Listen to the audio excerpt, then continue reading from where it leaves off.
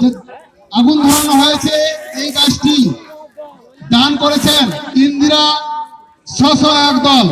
ইন্দিরা স্বসহায়ক দলকে আমাদের গ্রামবাসীর তরফ থেকে অশেষ অশেষ ধন্যবাদ।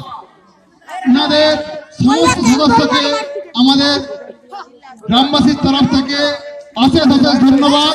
ইন্দিরা স্বসহায়ক দল, ইন্দিরা স্বসহায়ক দল এই গাছটি দান করেছেন।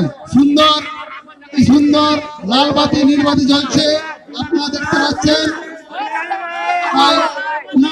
এই দলকে আমাদের গ্রামবাসীর তরফ থেকে অশেষ ধন্যবাদ।